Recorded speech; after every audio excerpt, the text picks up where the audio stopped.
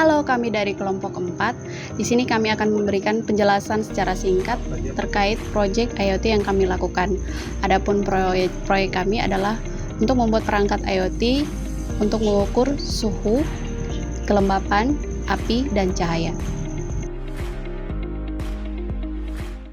Komponen yang kami gunakan ada breadboard, ada Arduino Wemos D1 Wi-Fi, lalu ada sensor DHT11 untuk mengukur suhu dan kelembapan, lalu ada flame sensor untuk mendeteksi api, lalu ada LDR modul untuk mendeteksi adanya cahaya atau tidak. Selanjutnya ada kabel USB.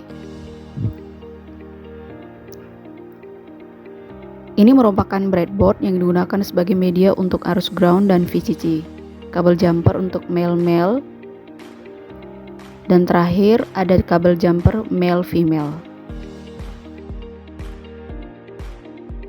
Untuk pengetesan alat, sambungkan kabel USB ke Arduino Wemos D1, kemudian hubungkan ke laptop melalui port USB hingga lampu pada sensor DHT11, flame sensor, dan LDR modul atau sensor cahaya nyala seperti berikut.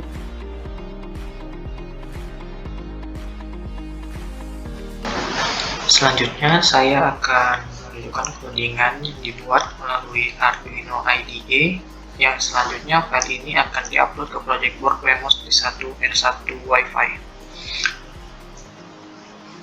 Sebelum memulai menjalankan codingan yang telah dibuat ini, pastikan setiap library dan project board yang digunakan sudah sesuai. Untuk melihat library yang digunakan, dapat mengklik tanda buku yang ada di sebelah kiri layar, kemudian install seluruh library yang ada di tampilan saya. Setelah semua sudah berhasil diinstal, jangan lupa install project board yang sesuai dengan yang digunakan. Kebetulan kami menggunakan project board ESP826 by ESP826 Community.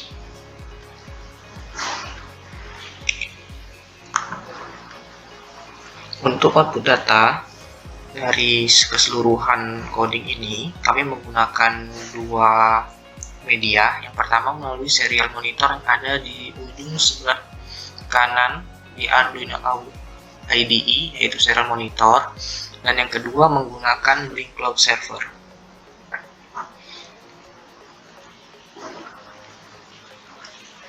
Selanjutnya, pada codingan ini kami memasukkan codingan agar Wi-Fi terbaca dengan menginputkan codingan dari baris pertama sampai baris ke-18.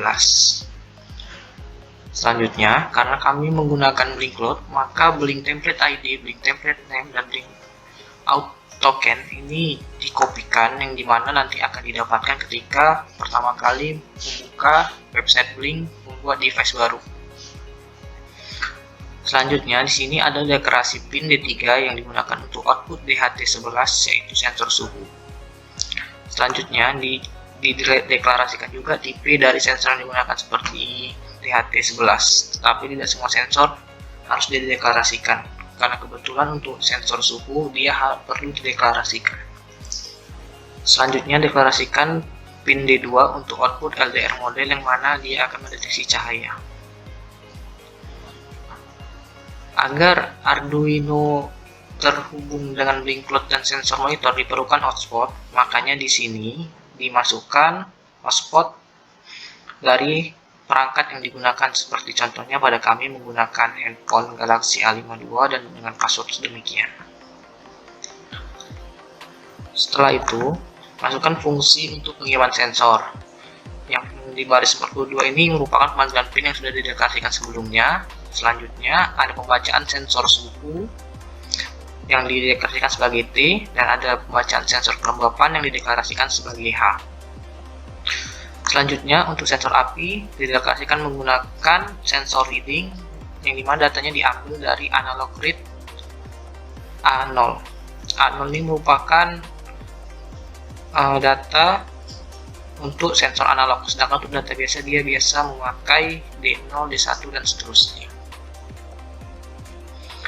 Untuk sensor cahaya, dia cukup dipanggil DO pin yang merupakan deklarasi untuk pin yang digunakan yang telah dibuat sebelumnya. Berikut untuk yang bagian serial, ini merupakan hasil yang akan ditampilkan pada serial monitor yang ada di Arduino IDE. Di sini, pada sensor cahaya akan menampilkan hasil not present apabila tidak ada cahaya, dan status akan menjadi present apabila sensor mendeteksi ada cahaya. Untuk yang api, untuk yang case pertama, apabila ada api dekat sekitar 1,5 cm, dia akan menunjukkan angka 3, dan jika api antara 1 sampai 3 cm, dia akan menunjukkan angka 2, dan apabila tidak ada api, dia akan menunjukkan angka 1. Pada codingan nomor 7 baris 78, Blink Virtual Red ini merupakan codingan yang digunakan untuk mengirimkan data sensor ke virtual pin di Blink Cloud. Setelah semua codingan itu telah selesai dibuat, maka perintah yang digunakan untuk menyalakan semua fungsi yaitu sebagai berikut, yaitu ada void stop, setup, dan void loop. Setelah semua codingan ini selesai dibuat, maka tinggal upload ke Arduino D1 R1 Wi-Fi. Pastikan sebelum mengupload file, perangkat Arduino-nya sudah terhubung dengan USB yang ada di perangkat Anda. Sebelum mengupload file codingan ini, pastikan library yang diperlukan sudah diinstal. Selain yang ada di Arduino, juga perlu beberapa library eksternal seperti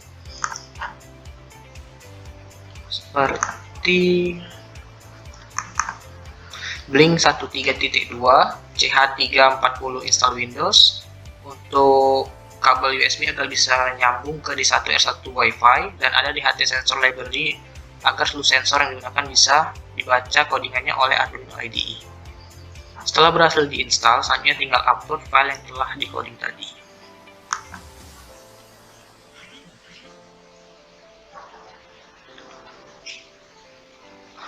Tinggal ditunggu file yang di-compiling sampai selesai.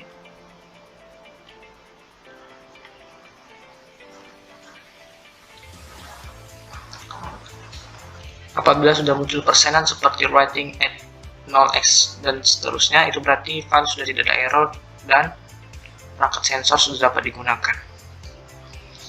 Setelah sudah ada notifikasi dan uploading, maka berikut saya akan tampilkan bagaimana cara mengeceknya melalui serial monitor pada Arduino IDE. Tinggal klik yang seperti bentuk kaca pembesar di bawah tombol X ini, maka dia akan muncul sensor yang telah di-coding tadi.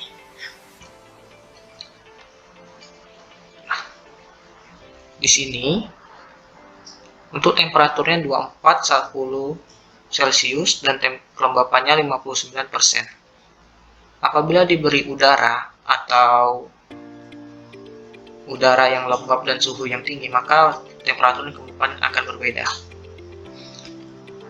Seperti ini. Nah, untuk kelembapannya berubah dan temperaturnya juga sedikit berubah. Dan untuk flag status, karena kebetulan tidak mendeteksi ada cahaya, dia maka akan menampilkan status not present. Apabila ada terdeteksi cahaya, maka status akan berubah menjadi present. Tuh. Oke.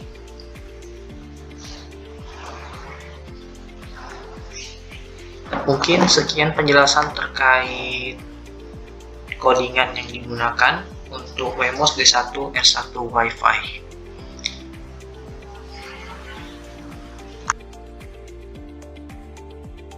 Setelah codingan diupload, selanjutnya pengetesan sensor yang dimulai dari cahaya. Pada sensor ini akan mendeteksi apabila tidak ada cahaya, maka data yang ditampilkan adalah like status berupa not present.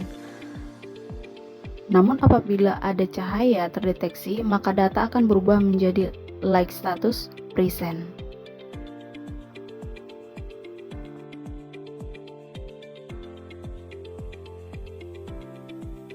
Selanjutnya, kami melakukan pengujian terhadap sensor API di mana jika API tidak terdeteksi, maka data yang diterima berupa angka 1. Jika API berada di jarak cukup jauh, maka data yang diterima berupa angka 2. Jika API terdeteksi dalam jarak yang dekat, maka data yang diterima berupa angka 3. Untuk sumber API kami menggunakan mancis. Bukti bahwa API terdeteksi yaitu apabila lampu kecil berwarna merah yang ada di sensor berkedip beberapa kali.